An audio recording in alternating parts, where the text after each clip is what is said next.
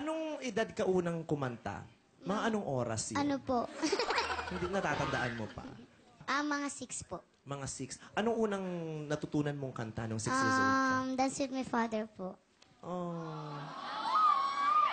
Kaya mo pang kantahin ngayon? Opo. Pwedeng pa-sample? Gusto mong tumayo? Tagalog version lang po. Tagalog version? Okay lang. Tayo ka. Nakatayo na po. Okay, sorry. Ako'y bata pa nang iwan ako ng aking ama. Mata'y lumuluha na. Di kaya ni nanay nang iwan ka. Sa'kin ay may bumulong.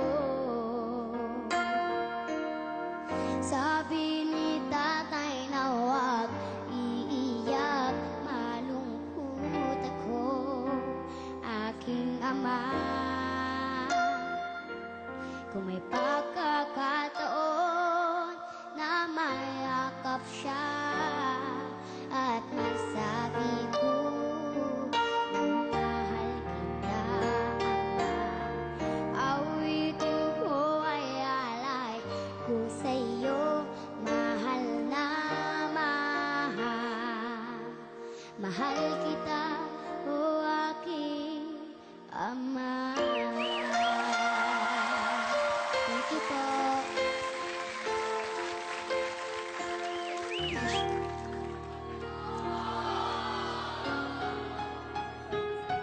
Ate Negi. Masaya lang to eh.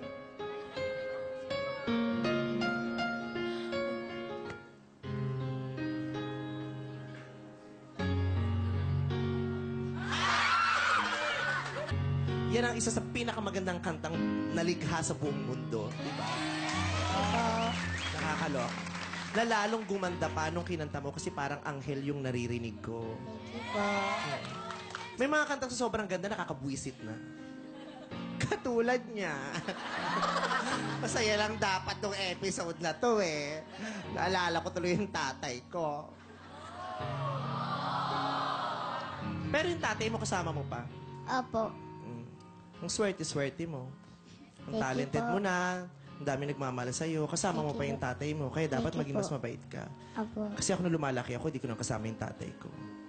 Thank you po. Diba? Pareho tayo ng story, ano? Opo. Pero sa'yo nanay, sa akin tatay. Ano po, when I was born po, di po ako na-recognize ng papa ko po. So, until now po, di ko kilala yung papa ko, then my mom died. So, wala na silang dalawa. Okay lang yan.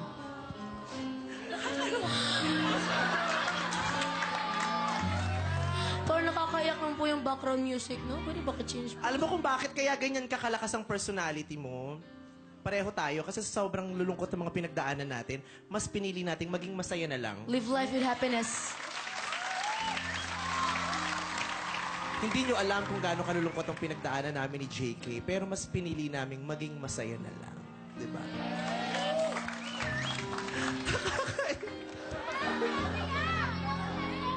Huwag ka namin, guys. Ay.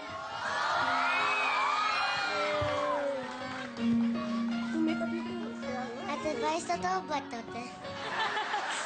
Bumalik kayo doon!